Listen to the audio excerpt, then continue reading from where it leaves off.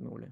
אני מקליט לכם את ההודעה הזאת קצת לפני המפגש הדיגיטלי שלנו, גם כדי שזה יהיה באיכות טיפה יותר גבוהה, וגם כדי שאני אזכור להגיד לכם את כל מה שאני רוצה להגיד. אז המצב שלנו הוא מצב קשה, אין ספק. יש לנו בעצם סוג של ריסטארט לכל העסקים, אנחנו מתחילים מאפס. טרף לנו את כל הקלפים, ואני חושב ששווה לנסות לחשוב טיפה ככה, אולי אפילו בצורה משותפת, איך להתמודד עם המצב, ותכף אני אגיד כמה דברים בעניין הזה. קודם כל אני רוצה להודות לרייצ'ל, שמפנה מהזמן שלה ותורמת אותו בעצם, כדי שכולנו נוכל לקבל קצת ערך מוסף, ואיזה שהם עדכונים מקצועיים בתקופה הזו. אני מודה גם לכם שהתחברתם לשידור החי, היו מעל מ-100 נרשמים, אני מקווה שכל מי שרצה להיכנס לשידור החי הצליח. אני רוצה לספר לכם טיפה על המועדון. המועדון שלנו קיים כבר, אני חושב, יותר מ3 שנים. אני הקמתי את מועדון סקירות הספרות בשאיפה ובמחשבה ליצור איזושהי מסגרת למי שאין לו מסגרת. זאת אומרת, לפיזיותרפיסטים עצמאיים שעובדים ככה בקליניקה משלהם, או בקליניקה לא שלהם, אבל אין להם ישיבות צוות, אין להם התעדכנויות מקצועיות. והמטרה הייתה ליצור איזושהי פלטפורמה שנוכל באמצעותה להיפגש אחת לתקופה ולהעשיר אחד את השני בידע מקצועי. ובאמת לאט לאט זה הלך וגדל, ויש לנו מפגשים אחת לחודשיים בשאיפה. המפגשים האלה לרוב הם בעלות של משהו כמו בין 40 ל-50 שקלים, זה תלוי בעצם בכמות האנשים שמגיעים. כמובן שעד עכשיו היו מפגשים שהם פרונטליים, זה המפגש הדיגיטלי הראשון. ובמפגשים בעצם יש לנו פיזיותרפיסט שמעביר לנו איזושהי הרצאה באיזשהו תחום שבו הוא מתעסק, תמיד זה תחת המטריה האורתופדית. מדי פעם יש גם אנשי מקצוע אחרים, כמו למשל אורתופד, מאמן כושר, היה לנו פסיכולוג ספורט. חלק מההקלטות בעצם, חלק מהמפגשים מוקלטים, אתם יכולים בעצם לשמוע אותם דרך האתר. גם המפגש הזה יהיה מוקלט. ובעצם, כמו שאמרתי, היום זה המפגש הדיגיטלי הראשון, ואני כבר עובד על המפגש הבא, שגם יהיה בצורה דיגיטלית. אתם מוזמנים לעקוב. כמו היום, חלק מהמפגשים פתוחים גם למאמני כושר. עכשיו הרבה יותר קל לעשות את זה, כי אין מגבלת מקום. בגדול יש לנו מגבלה של 100 אנשים בזום, אבל זה יותר פשוט מאשר לעשות את זה בצורה פרונטלית, ולכן אני חושב שבשאיפה רוב המפגשים, כל עוד זה יהיה רלוונטי, הבאים יהיו גם פתוחים למאמנים, כל עוד זה יהיה בדיגיטל. אני רוצה לשתף אתכם קצת על הפעילות שיש לי כרגע, וגם קצת להמליץ לכם אולי מאיך שאני רואה את הדברים, איך לפעול בעצמכם בתקופה הלא פשוטה הזאת. אני הפסקתי לטפל בקליניקה שלי לפני שבועיים בדיוק, או לפני טיפה יותר משבועיים אפילו כבר, אבל אני כן ממשיך לעבוד, אני ממשיך לייעץ, להבחן וגם לטפל באמצעות הדיגיטל. בתחום האורתופדי זה הולך לא רע, והיו לי כמה הצלחות מאוד מאוד נחמדות, גם למטופלים שכבר התחילו איתי איזשהו תהליך לפני כל המשבר הזה, וגם, תאמינו לא, למטופלים חדשים, שפגשתי אותם פעם ראשונה באמצעות שיחת וידאו. אני חושב שזה כלי נהדר, ואני אפילו די נהנה לעשות את זה. ראיתי שזה משהו שיכול באמת לעבוד לא רע, ואני ממליץ לכם פיזיותרפיסטים, אם אתם יכולים לנסות את הדבר הזה ולהתחיל לעבוד בעצם לכיוון בעצם איזושהי פלטפורמה דיגיטלית. כמובן ששווה לבדוק את ההיבט הביטוחי. אני יודע שאברמוב למשל נותנים הרחבה לטיפול באונליין חינם כרגע לכל הפיזיותרפיסטים שמבוטחים דרכם. תבדקו שבאמת הפוליסה שלכם מכסה את זה. לגבי מאמני כושר, אני חושב שאצלכם הרבה יותר פשוט לעשות אימונים וליווי באונליין. יש לכם לפי דעתי המון כלים, אפילו חינמיים, שקיימים באינטרנט. אם תרצו אני אוכל להמליץ לכם על כמה בהמשך. ובעצם אני חושב שאתם יכולים בכיף לעשות ייעוץ, ליווי, בניית תוכניות אימונים גם לקבוצות, גם ליחידים, אימונים אישיים. אם אתם לא עושים את זה, תתחילו לעשות את זה. לפי דעתי זה זמן מאוד מאוד חשוב להתחיל לעשות, וגם בלי קשר אני יודע שיש מאמנים רבים שהיו עושים את זה עוד לפני התקופה הנוכחית. גם אתם שווה לבדוק באמת את ההיבט הביטוחי, לוודא שאתם יכולים ומורשים מבחינה ביטוחית לעבוד, לייעץ ולאמן באונליין. חוץ מהנושא של הטיפולים, עוד כל מיני דברים שאני עושה בשבועיים האחרונים, זה אני מתחיל לעלות כמו תמיד תכנים וערך לרשתות החברתיות, לאינסטגרם, לדף שלי, לפייסבוק, אבל אני עושה את זה הרבה יותר. אני מאמין שזה משהו שעוזר למי שעושה את זה טיפה יותר ככה להישאר במודעות, כי כמו שאמרתי מקודם, אנחנו כולנו קיבלנו עכשיו ריסטארט, ומי שיבלוט טיפה יותר מאחרים, אנשים ירצו ככה בהמשך לדבר איתו. אני ממליץ גם לכם להתחיל לעלות כמה שיותר ערך, לעלות תכנים לאינסטגרם, לפייסבוק, לעוקבים שלכם. אם יש לכם רשימות תפוצה, זה נורא נורא חשוב עכשיו להישאר במודעות ולהגיד לאנשים שאתם עובדים, שאתם ממשיכים לעבוד. חוץ מהדבר הזה, אני בעד שיתופי פעולה. עכשיו יותר מתמיד. אם זה שיתופי פעולה בין פיזיותרפיסטים לפיזיותרפיסטים אחרים, אם זה שיתופי פעולה בין מאמנים למאמנים אחרים, וגם ככה בין מאמנים לפיזיו, וכמובן גם מקצועות נוספים. אני חושב שלכל מי שיש לו עוקבים, וכל מי שיש לו איזשהו קהל שמכיר אותו, אפשר למנף את זה עם עוד בעלי מקצוע, ואני חושב שזה הזמן לעשות את הדברים האלה, חבר'ה. אני כבר התחלתי בתקופה האחרונה באמת לעשות שיתוף פעולה נרחב עם כמה מאמנים, ואנחנו רואים שזה עובד נהדר. אז זה משהו שאני ממליץ לכם לעשות ולבדוק אותו. חוץ מהדברים האלה, חבר'ה, לפני שנתחיל את ההרצאה, כמה דברים טכניים. למי שמתקשה ככה להכיר את מערכת זום וטיפה עדיין לא מכיר, יש במיילים ששלחתי לכם סרטוני הדרכה, אני ממליץ לכם לצפות בהם שוב עכשיו מהר לפני שההרצאה תתחיל ככה במסלול שלה. אני סוגר לכם את האופציה לשדר בווידאו, לשדר סאונד וגם לכתוב צ'אט, כדי שזה לא יפריע. אם אנחנו נוכל בסוף, אנחנו נפתח את זה בשביל שאלות תשובות. אתם כן יכולים לכתוב לי צ'אט. אז רייצ'ל לא תראה את זה וגם שאר אנשים לא יראו את זה, אבל אני כן אראה את זה. אם זה היבטים טכניים, אני אנסה לעזור לכם תוך כדי. אם זה שאלות בכיף, תרשמו לי. בסוף ההרצאה, אם יהיה זמן, אני מקווה שיהיה, אני אקריא את השאלות, רייצ'ל תוכל לענות עליהן ככל שנוכל. אז זה בגדול, חברים. אני שוב מודה לכולכם שהגעתם לשידור האונליין. רייצ'ל, תודה גם לך שאת תורמת מהזמן שלך. כמו שאמרתי מקודם, גם המצגת, גם כל השיחה, המפגש הזה יעלו בתור הקלטה בעוד כמה ימים. תוכלו לחזור לזה וליהנות מהתוכן הזה. אז תודה לכולם, בהצלחה במפגש ובהצלחה בכלל בתקופה לא פשוטה הזאת. נתראה. אוקיי, אז רייצ'ל, אם את יודעת איך לעשות share screen, את יכולה לעשות את זה עכשיו. אני גם עשיתי לך unmute, אני אעשה לך spotlight.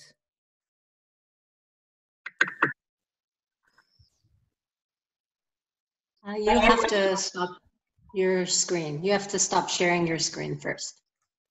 זהו, בבקשה.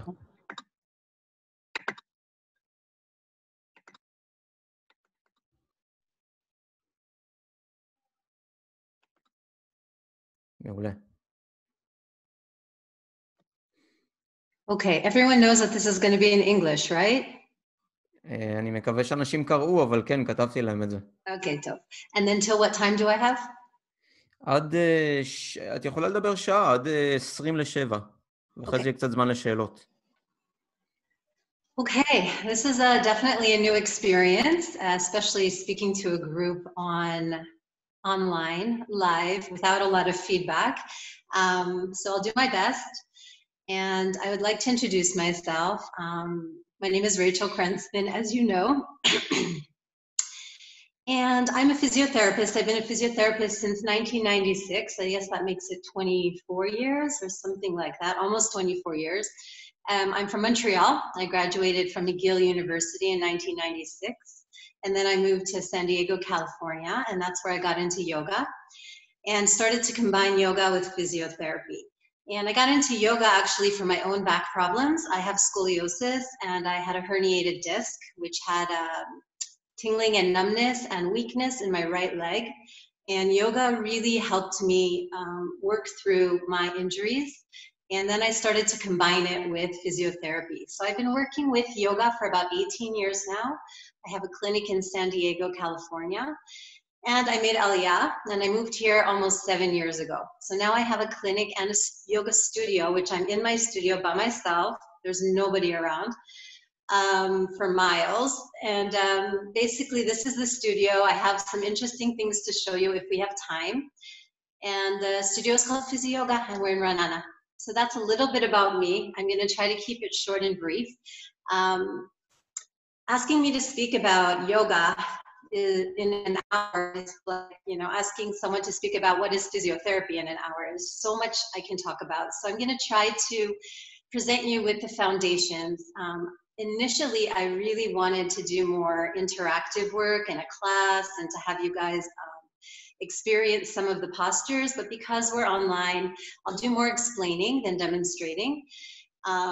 However, maybe in the future we'll do a live class in person where I can show you some of the techniques. But I have a lot of photos and a lot of resources for you. So at the end of this presentation, Dan will email you the presentation, but also a few videos. So I have some yoga DVDs that I created, Yoga for a Happy Back and something for the core. So you can experience some of the postures and the sequences for yourself. All right, so let's begin. I titled this Bridging Yoga and Physiotherapy for Complete Healing. And the reason is that for me, yoga has been a real pathway towards healing, not just on the physical level, but mental, emotional level as well. And I'll explain a little bit about how that works. If anyone, I only see 4 of you, but if anyone does yoga, maybe do a thumbs up so I can see that you've practiced yoga before in your life. 1 person? Okay. So we're going to begin. I wrote 2 books. These are the 2 books that I wrote.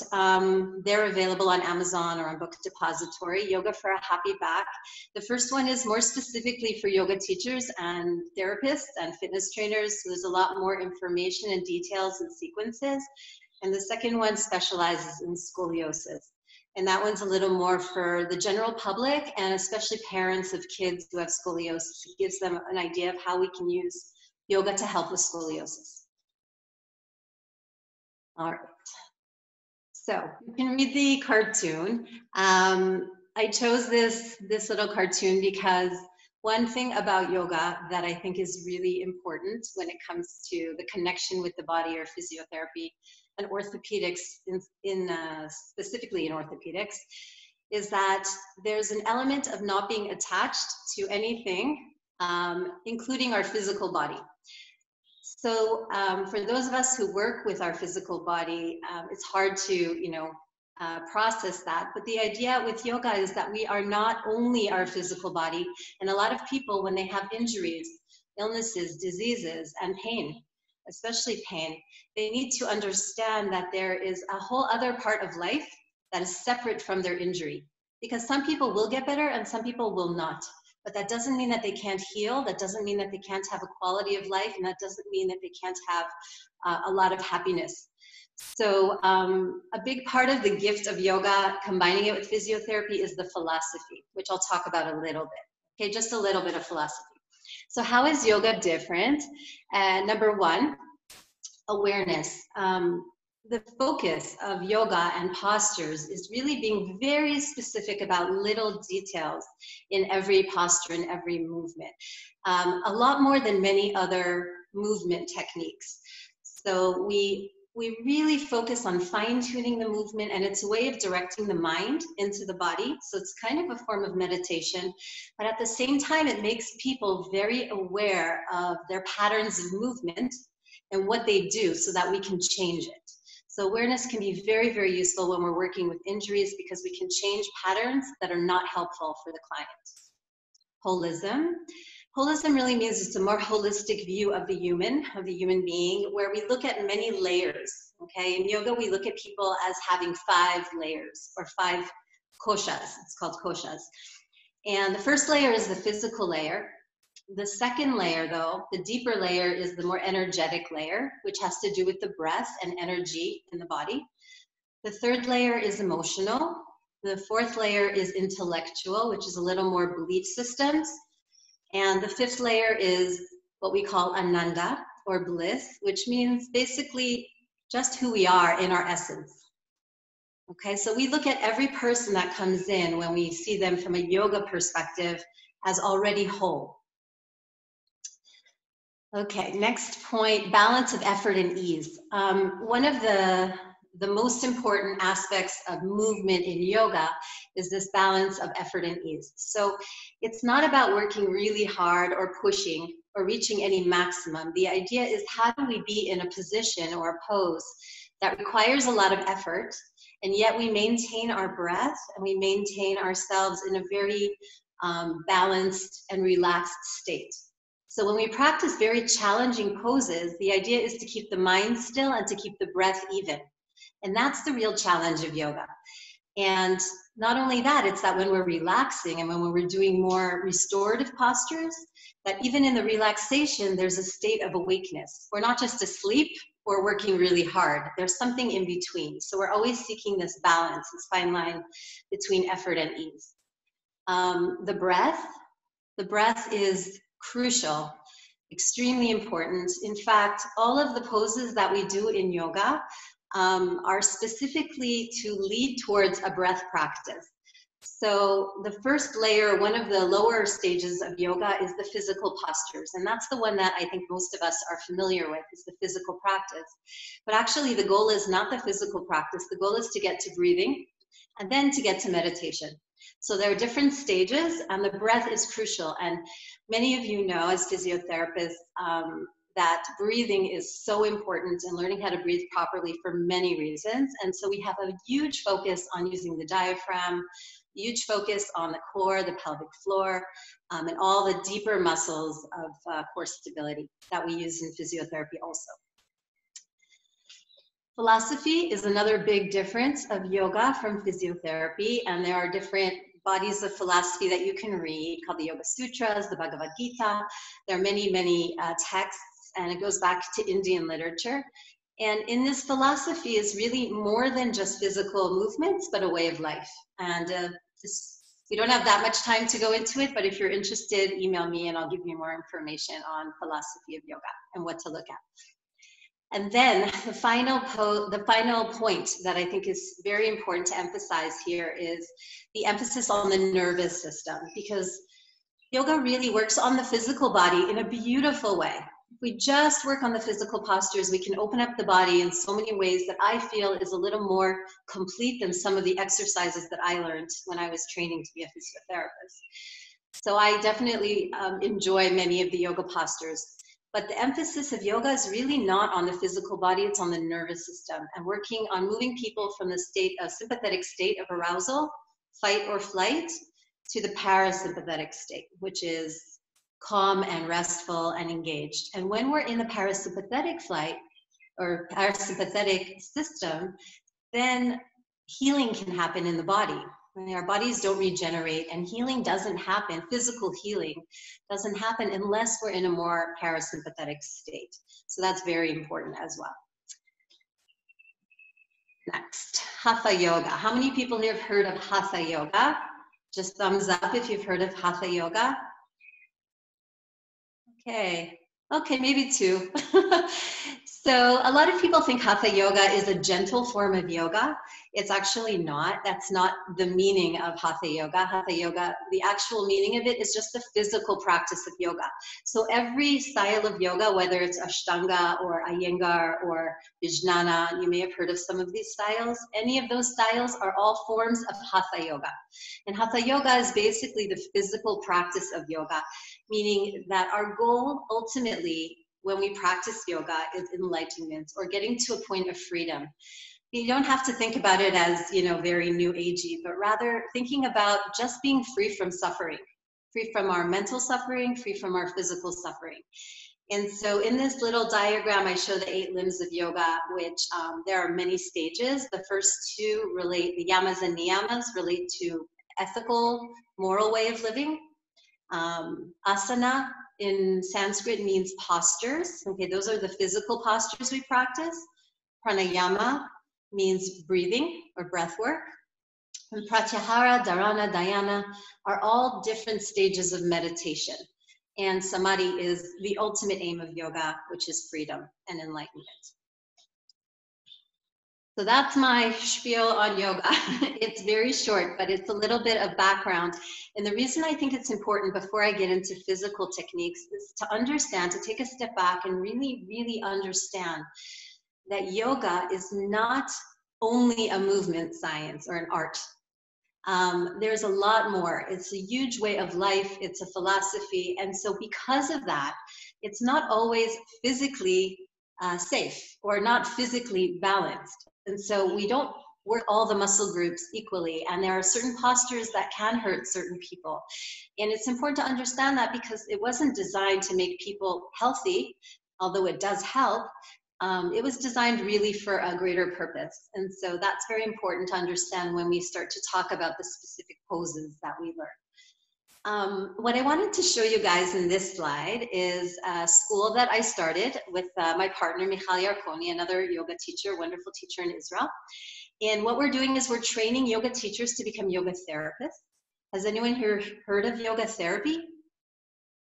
Thumbs up? Okay. So it's a new field. It's very new. I'm in the United States. I'm very involved in the association. The association, if you look below, you can see on the diagram IAYT. It's International Association of Yoga Therapists. And it's a bunch of different people from all over the world that have formed an international community that are using yoga as a therapeutic modality. So many of us who are physiotherapists or occupational therapists are using it with physical injuries, but it's also being used for addiction, for mental health, for children with autism and special needs. There's a lot of people working with yoga because of the healing benefits. So it's good to know about yoga therapy. We started a yoga therapy school. We're going to graduate our first group of students this year. And what I think I will do is I will let you just look at our principles. And I'll move on. And if we have time at the end, I'll come back to this slide and go through sort of how our principles relate to physiotherapy and to movement. But I'll just read them out loud. The first is support precedes movement, seeing the whole, alignment, neuroplasticity, balance and modulation, and love and presence. And we work with each of these principles in movement, in physical movement, as well as in philosophy and breathing as well. So I'll go into more detail if there's time. I'm just nervous I won't get through the whole slideshow, so we'll come back to this later. Research. So does yoga work? I can talk to you about it, but is there research? So in our field, research is very important because most of us are trained to kind of work with evidence-based models. And yes, the answer is yes. There is quite a bit of research. It is fairly new. And what I attached here is a link, as well as I sent the article to Dan, and he will email you the article as well. So I've sent it to you in a PDF. This is a wonderful article by a friend of mine, Timothy McCall. He's a doctor, and he also wrote a few books on yoga therapy.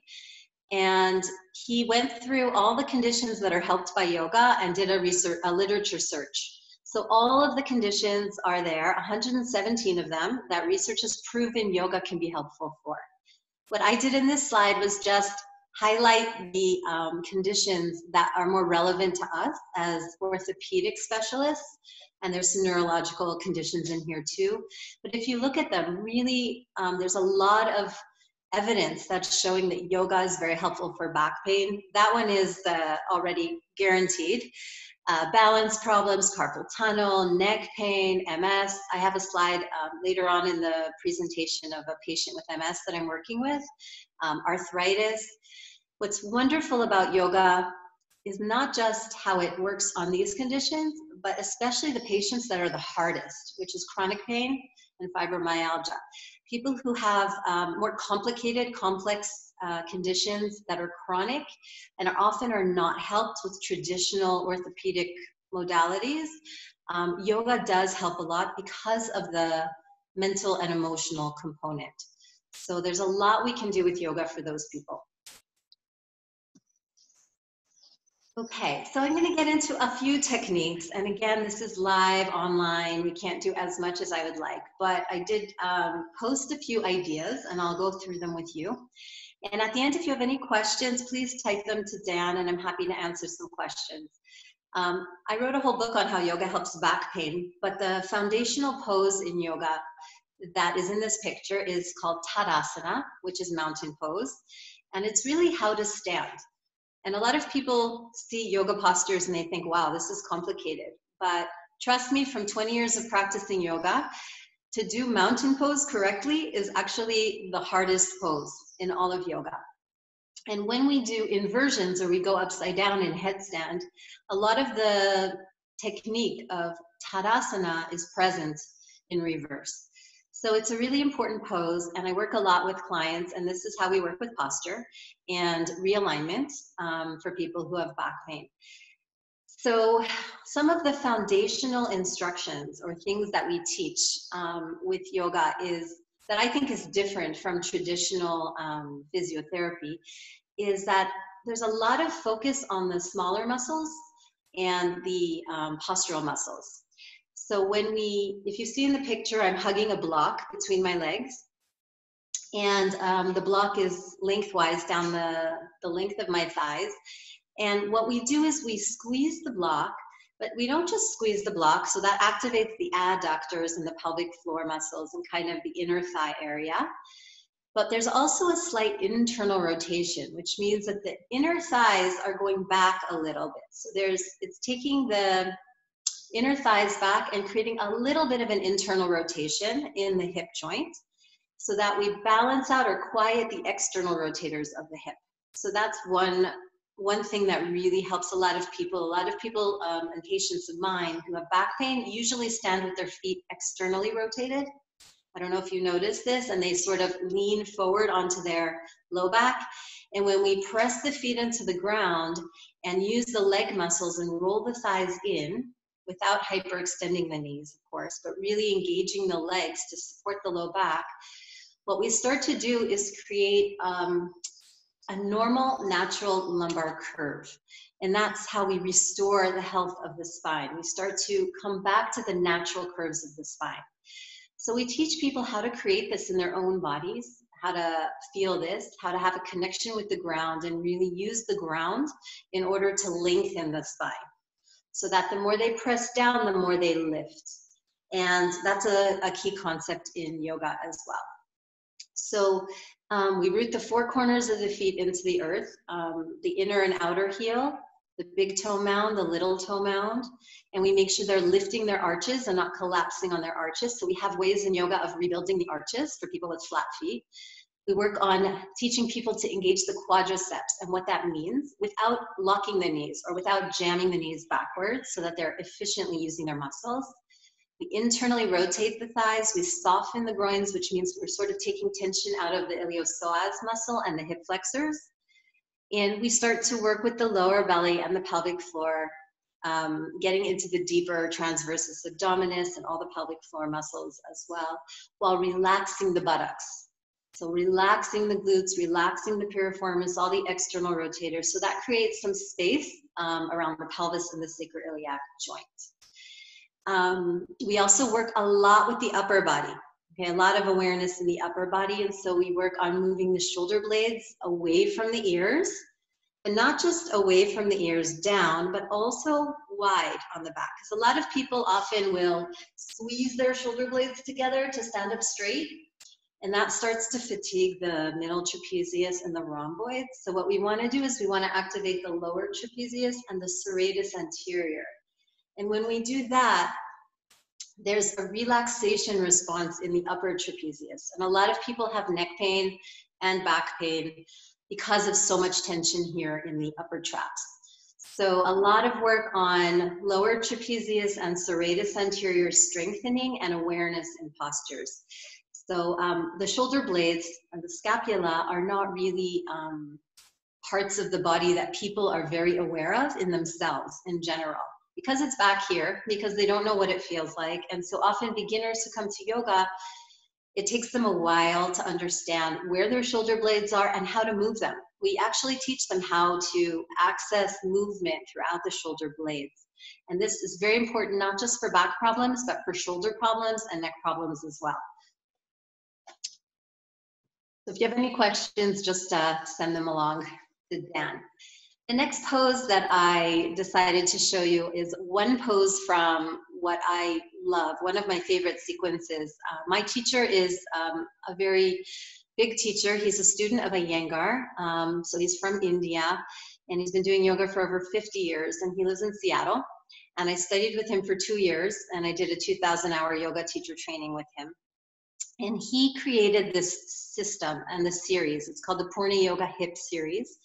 And what the hip series does is it opens the hips in 6 different directions, all the directions of range of motion with traction.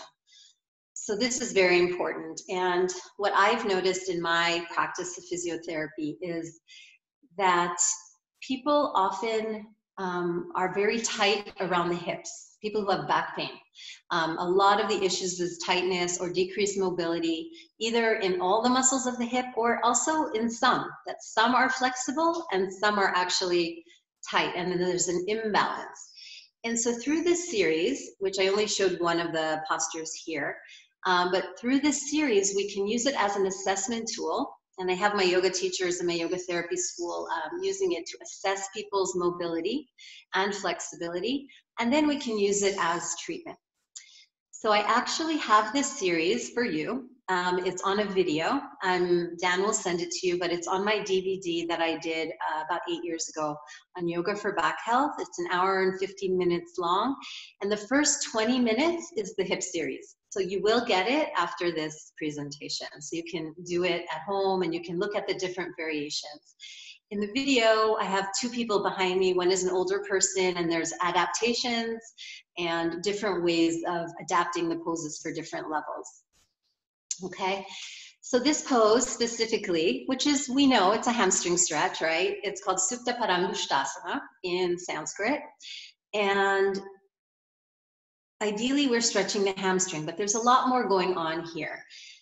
In this particular photo with one of my clients, you can see that he has two straps. He has one that's holding his leg up, and the other strap is around the top of his right thigh in the groin area and on the left heel. So what we're doing here is we're tractioning the hip with the second strap. So we're using it to traction the hip as he's stretching the hamstring.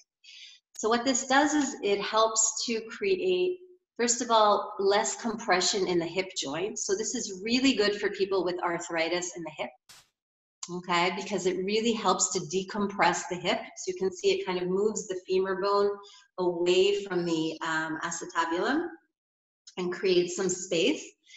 It also helps put pressure on the hip flexors, which create a relaxation in those muscles as well. So if you want to soften the psoas and hip flexors. And what it does is it keeps the spine long. It's traction for the low back as well. Because normally when we lift our leg up, if you look at the right side of his body from his buttocks to his elbow, for example, normally if he didn't have that strap, his hip would be hiked.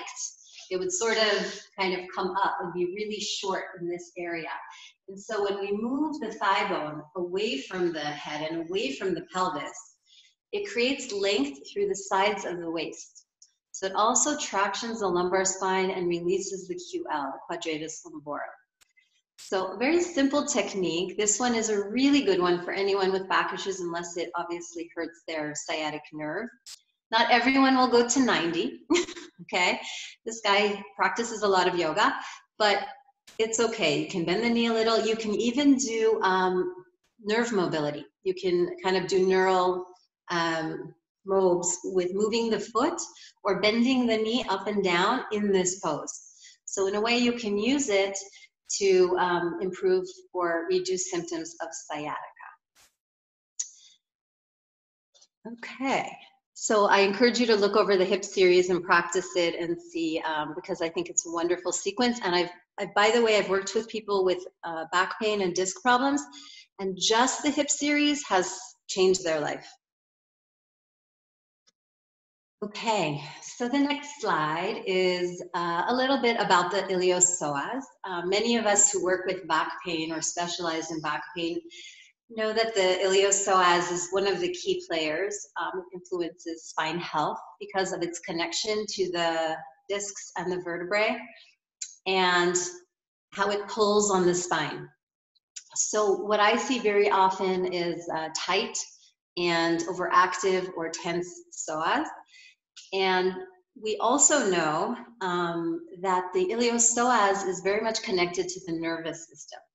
And that when we're in a state of fear and we start to become nervous and the fight or flight system turns on, that the iliopsoas is one of the main muscles that gets activated, because if you're running away from a bear, you're going to either need to run fast, so your psoas will need to be activated, or you're going to fight. Right? The third option is freeze. And if you freeze, you're going to flex your hips. You're going to move into kind of a flexed position. So in all of those scenarios, the iliopsoas becomes really hard and tight. And this is why stress often is very related to back pain, because of the tightness in some of the muscles, including the psoas, and there are others that get very tight when we feel stressed. So it's not enough just to stretch, because if you stretch it, but all day long, your thoughts are worrying and thinking you're in danger, the nervous system doesn't know the difference between, you know, being late for work and running away from a bear. Either way, the symptoms come up. You know, the heart rate starts to go fast, the breath becomes shallow, the muscles become tight, all of those things happen. And so what yoga does in itself, without doing any specific iliopsoas stretches, is really release the tension in the nervous system. So again, we move from the sympathetic to the parasympathetic nervous system. We also work a lot with the diaphragm in yoga, and if you know the attachment points of the iliopsoas, they attach up to and connect with and often interdigitate with the diaphragm. So there's a very strong relationship between breath and releasing the psoas. So that's one of our main focuses in yoga. In this pose, if you look to the right, I'm doing a warrior one, lochem echad. And actually in this pose, it's not a perfect pose. I'm overdoing it a little. And what I'm showing in this picture is that in this pose, in this posture, you can see from looking at the example, how you will notice compensation during a yoga class if someone has tight psoas. So if someone has a tight psoas and they come into warrior one, they're going to arch their back instead of opening the hips, because their psoas doesn't want to stretch. And so within the yoga class, the wonderful thing about being a physio and doing yoga is that I can see the bodies and see what's going on, where's the compensation, and then I know what I need to work on. So we can also use it, again, as a diagnostic tool or as an assessment tool. But there are corrections we can make in the pose to make sure that they actually get the stretch in the right place.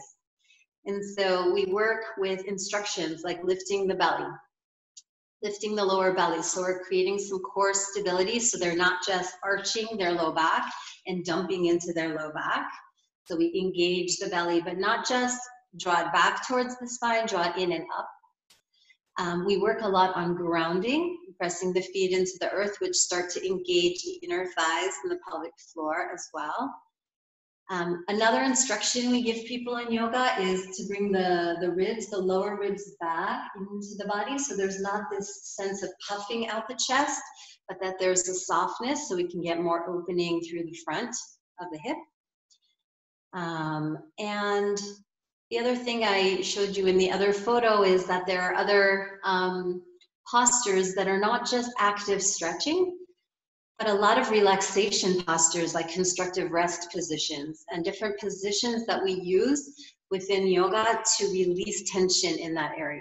And if anyone's read a book or a few books on the psoas, there's a really good book on the iliopsoas by Liz Koff called the Iliopsoas book.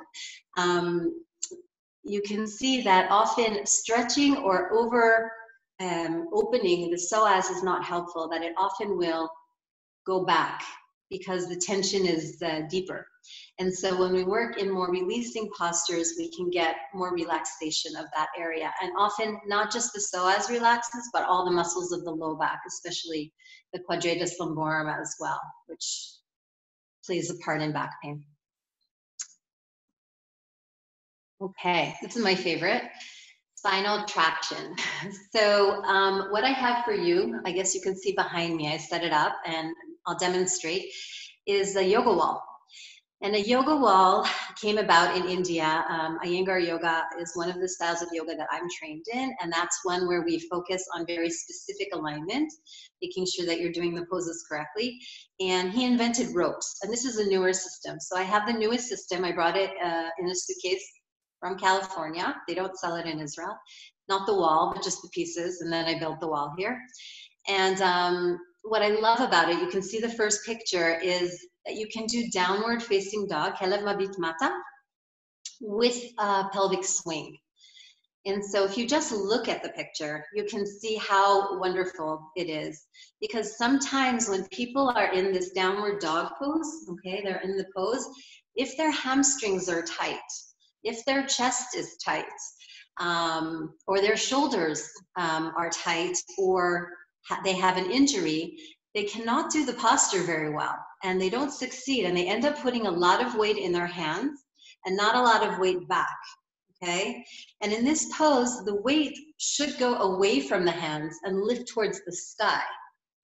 And so you should almost have very little weight on the hands and more length that you're creating. But very often when we work in with people with back pain, their hamstrings are very tight and they can't, there's no way they can do it. So if they go into the swing, then they have the benefit of stretching or opening the backs of the legs. They can also bend their knees, but the spine is in a nice position. Because ultimately, in this pose, the most important thing is the spine. And we don't want to lose that. So often when you see people in the gyms doing yoga, their backs are rounded and they're kind of in this downward dog and they look like really tense and creating a lot of tension in their neck and in their jaw. And so this is a really important way of releasing tension. The other thing that you can see is its traction, right? It's gravity eliminated. There's no gravity. So anytime we go upside down, which is this is you know, a partial inversion, you can get space that we're creating between the vertebrae. So we're decompressing the discs, decompressing the nerves, and creating length, and teaching people how to stretch. We're opening the chest. We're opening the backs of the legs. It's an amazing pose. So I'll just do it quickly because I have my ropes here. You want to see it? Thumbs up if you want to see it. Yeah? Okay, we'll do it quick. You just come in the row, you walk forward, and then you place your hands on the floor, walk the feet back, the heels come on the wall, and you walk your hands forward. And here we add the breath. You take a few deep breaths, lengthening the spine, walking the fingertips out. And then when you come up, you can walk forward so that the rope pulls you up. So there's not a lot of pressure on the low back. I will show you one more thing that's not on the slide. I think it's on the first slide, the original slide on how to hang in traction. Because this is downward dog. How to get a sense of downward facing dog, but the best thing to do for disc problems is full traction. And as many of you know, in physiotherapy, we have these tables and we tie them up, and there's a lot of question as to whether lumbar traction is actually effective, according to research, because of all the problems with setting up and making sure that it's not pulling the skin, the clothes, everything else other than the spine. So the beautiful thing is we can use gravity and we can use breath to release tension. So I'll jump on the wall and show you quickly, and then we'll continue. 1 second. So here, I have to go a little higher actually. Shorten the straps a little bit. And I'll come on the wall, and I'll walk the feet up.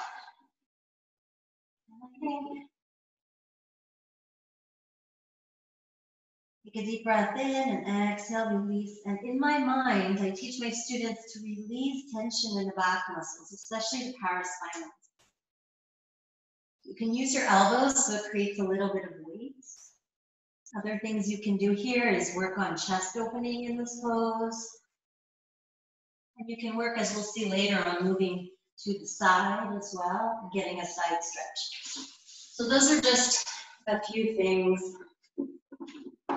that you can do on the wall.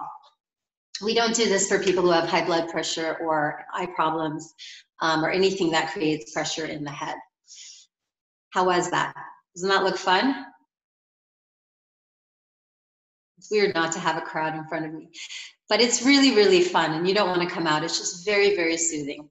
Now, in the second picture is a way to kind of create traction on your own, which we do sometimes in yoga class, where if you have two friends, you can take a yoga strap and put it in your hip crease and pull the hip back, and the other person can hold their friend on the wrists, not on the hands, but over the wrists, and then we can create our own traction.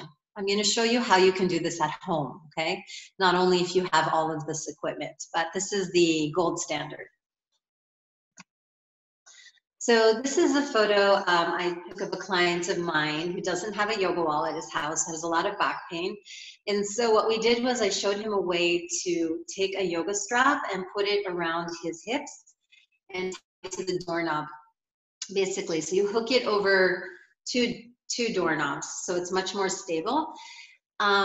This is not my favorite pose because if you look at the angle of the rope is sort of pulling him back, and I would prefer it to be pulling him up so that we get more traction at the same length of the spine. But if that's all you have, then that works. I sent a video to Dan and he will send it to you. I have a channel on YouTube. So there's a video, very short video, 1.5 minutes, on how to set up a yoga traction at home using 2 yoga straps and a yoga block. So you can put it over the top of the door and hang it so it's a little bit of a better angle. And so in the video that you'll get after the presentation, you can see how you can do this at home. And it's really fun. I would not do the feet on the wall with that. Only do the downward dog on the wall because that's not safe. Okay, a few more things with the yoga wall because I wanted you to see what is possible on this wonderful piece of equipment. And one of the things I do, I teach a series called Reversing the Aging of the Spine series, which I was also taught by my teacher in Seattle. And what we do is we do traction on the yoga wall with adjustments, so with manual work. And so what's pictured here on the left-hand side is that I'm taking my student into rotation, spinal rotation with traction. And the beautiful thing about this is that generally when we do twists, and we do a lot of twisting in yoga, it can be hard on the spine because as we know, the bones get closer together, and so there's a little more compression with every twist. That's just the way it works with gravity. But what we have an opportunity to do here is to create space to decompress the spine and then to introduce some rotation so that we can start to rebuild the discs. So this is not for someone in the acute phase, obviously, of back pain, but this is someone who has maybe long-term pain or stiffness. It really helps to rebuild the discs and also helps to open up the shoulders and the chest. So if they're limited mobility in the thoracic spine, it can be really, really nice. So we can add manual techniques and work with the yoga wall, which is really fun.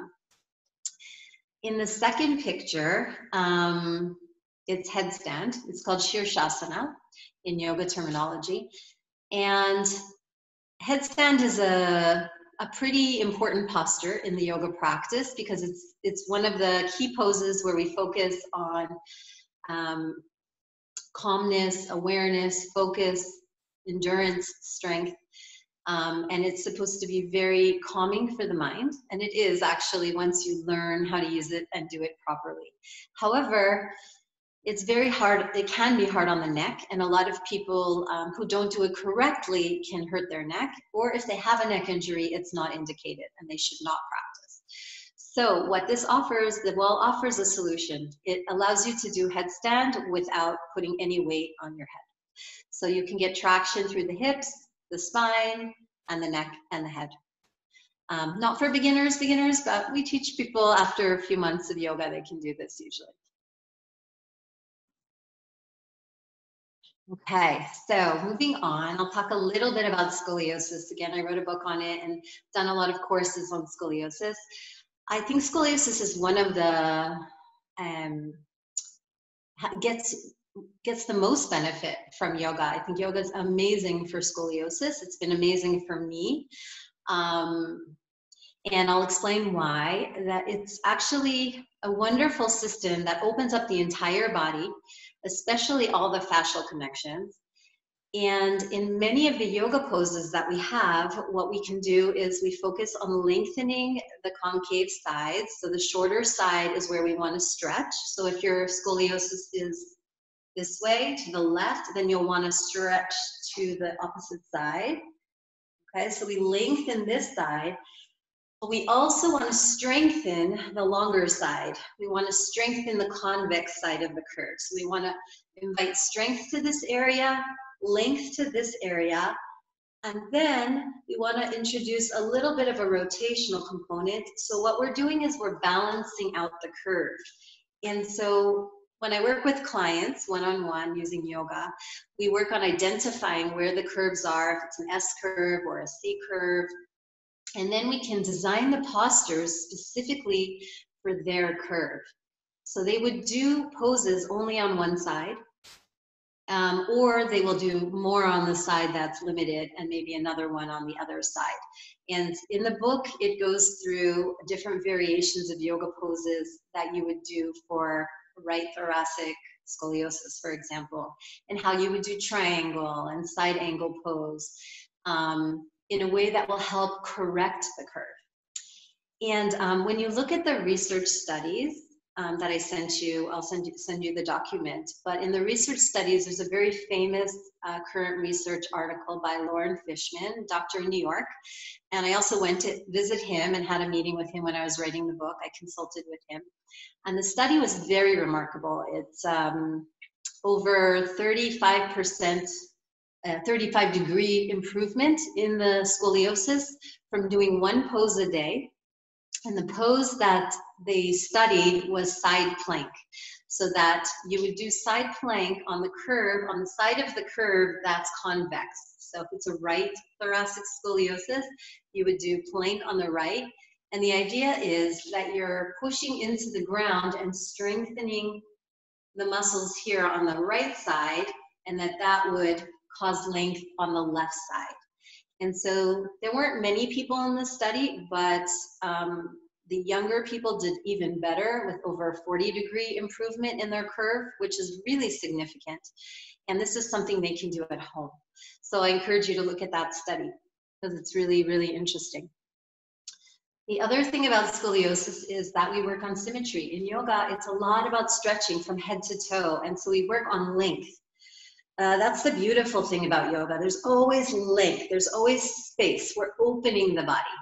And so the reason yoga gives you that opportunity is because we're preparing the body essentially for breathing, and we want to open the ribcage for breath work.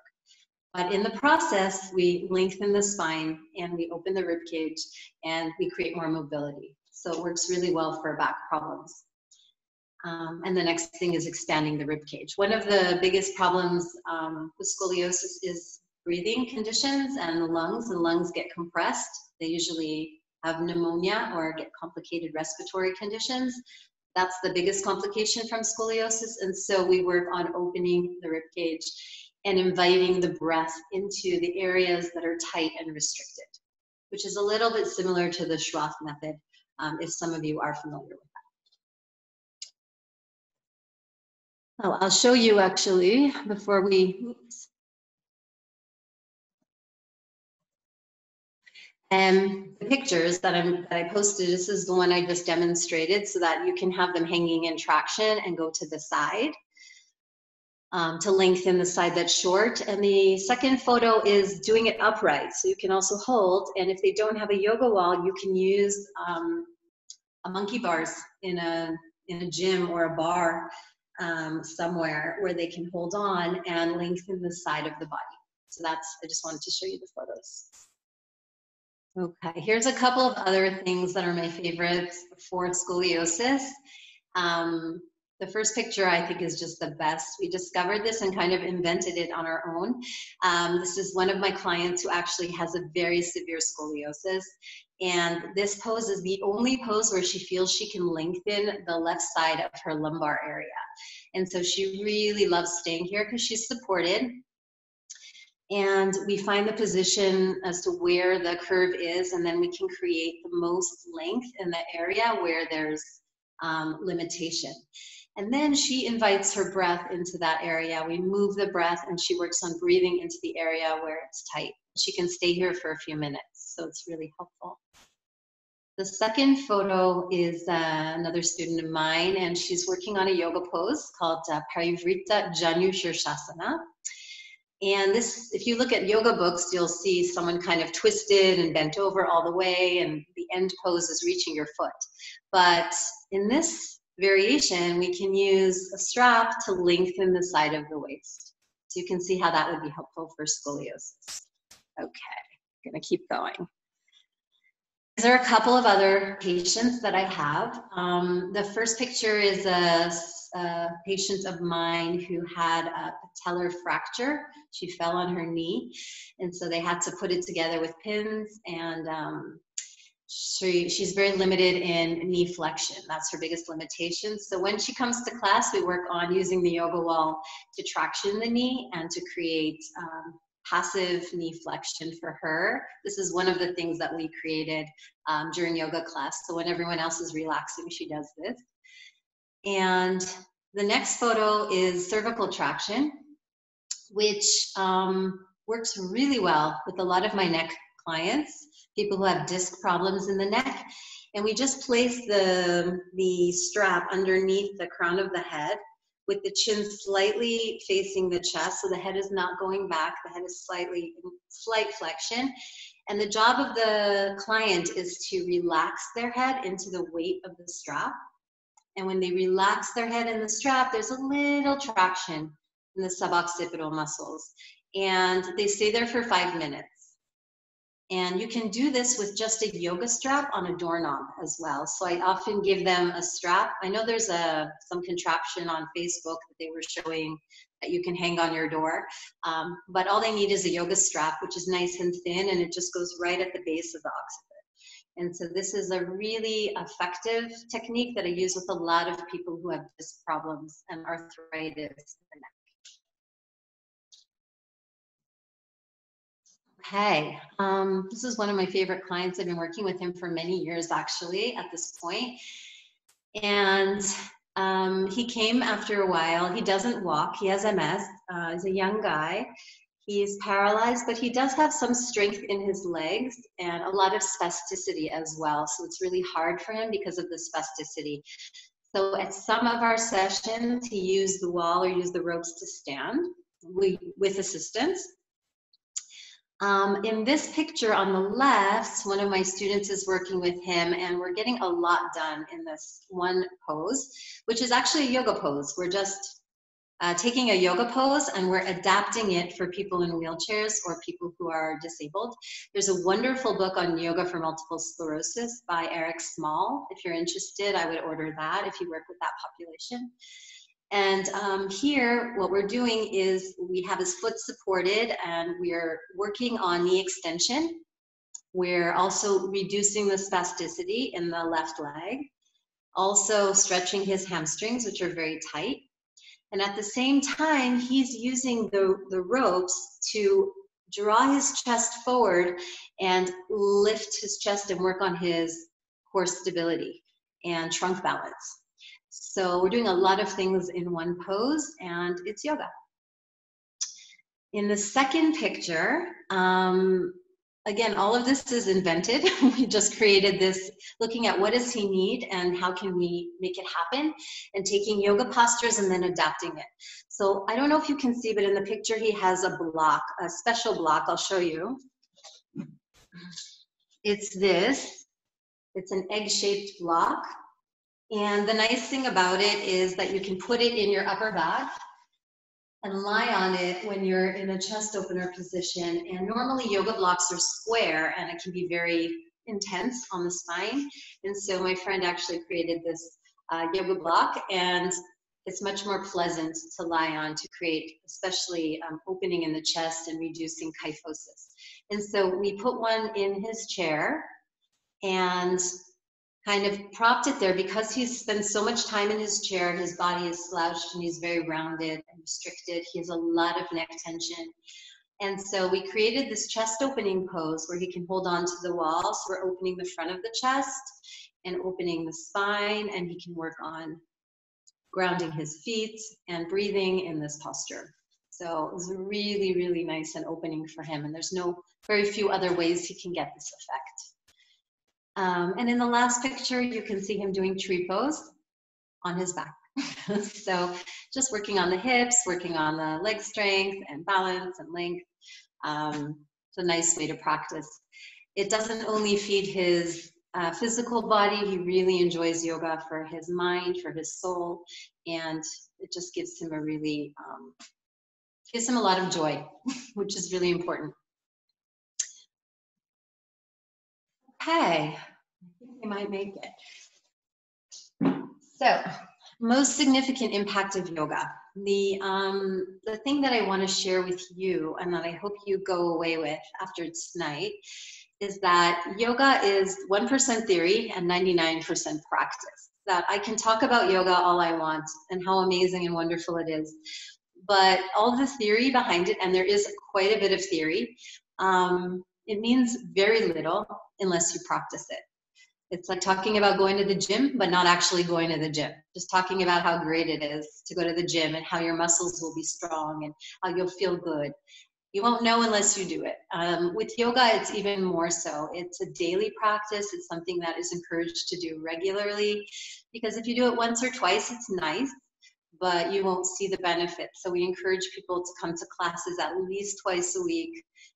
It's a much bigger jump from coming once a week.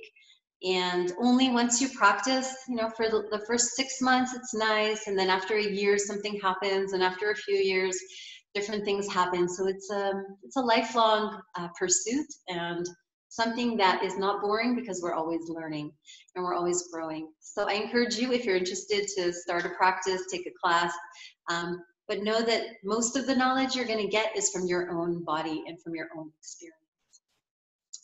The other important impacts of yoga, like I spoke about in the beginning, is nervous system regulation. And so while yes, it works on the physical body, I believe the more powerful impact is on the nervous system. And I'm not sure how many of you have read or have heard about the polyvagal theory. The polyvagal theory is not so new, but somewhat new. And if you haven't, I encourage you to look it up. I can send it to Dan after the name, and it's Dr. Stephen Porges. It talks about the new understanding of the sympathetic parasympathetic nervous system and the vagus nerve. And so what yoga does is basically move out of the one part of the vagus nerve into the ventral vagus, which is where we're happy and relaxed and we can engage socially with people. And it also helps people who are agitated and too much sympathetic tone to get back to the ventral vagal tone. So it's really interesting to look at that science and kind of notice how yoga really works in on that pathway. Stress. Many of us know that a lot of our clients who have pain is very related to stress, and pain is elevated with stress for many reasons, and chronic pain becomes a cycle. So yoga helps relieve stress, helps calm the mind, again with the breathing and the stretching and the fact that we hold poses for a while. The other impact of yoga is more about vitality and increasing energy, increasing breath moving through the body. So in yoga, this is called prana. In other cultures, it's called chi, or energy. But essentially, it's about increasing flow throughout the body, flow of fluid and energy and breath, keeping all the channels open so that we can be more vital and more engaged in life. So that's a big impact of yoga as well. Change in perspective, beliefs, and attitudes. People, whether you like it or not, you change when you practice yoga. And it's very hard to explain over, the next few minutes how doing some stretches will actually change your belief patterns and your behaviors. What's the connection? How does that happen? That doesn't always happen with Pilates or other kinds of physical movements. But with yoga, because of the system itself, it's a system to purify the body, to cleanse the mind, and to focus on meditation. There are a lot of changes that start to happen when we start to regulate the nervous system. And so people become calmer, people become happier, people become less reactive, people start to become nicer to their family. And so they just notice impacts that come up in their life. And a lot of it can be attributed to the physical practice of yoga. And when this changes, our pain and our suffering also changes. And then finally, and certainly not finally, but yoga is very much a philosophy of life and a connection to something greater than just our physical bodies. And so, like I mentioned, for people who are in pain, who have chronic diseases, it gives them a way to work and connect to their body that brings them joy. And we look at every patient as whole and complete, as is. And often in yoga, and when we work in yoga therapy, one of the things we do that's really important is we take the attention off of the painful area and we move the attention to any area in the body that feels good, okay? And so you can shift kind of the focus on something else, and that actually changes the brain and changes the response to pain. And we can also focus on the things that are positive and good and whole and perfect. And that one is very important for a lot of people. So in this picture, my student and my friend is practicing Nadi Shodhana, which is alternate nostril breathing. And I'd like to close with this breathing technique. So I'd like us all to do it at home in our chairs. Okay, so we'll just do it for 1 or 2 minutes, and then I'll close the presentation and I'll open it for questions. So if you take your right hand and bring it out in front of you, and I can see some of you, so if you're not doing it, I know. Okay, take your index finger and your second finger into the palm, and you'll bring your thumb on the outside of the right nose, right nostril, and close off the right nostril. Okay, you're welcome to close your eyes here as well if you like. What I'd like you to do is just take a nice, calm, smooth, even breath in through the left nostril. And then close off the left nostril with the ring finger and exhale through the right. Now inhale through the right and exhale through the left. Inhale through the left. Block off the left and exhale right. Inhale through the right. Block off the right and exhale left. Inhale left. Block it off and exhale right. Inhale right. Close the right nostril, exhale left. Let's take 3 more like this on your own pace.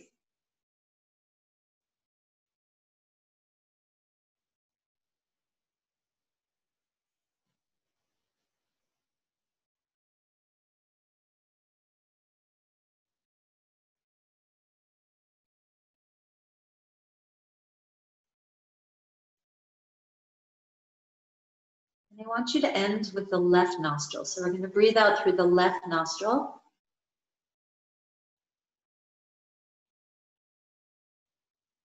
And then release and close the eyes and take a few breaths through both nostrils.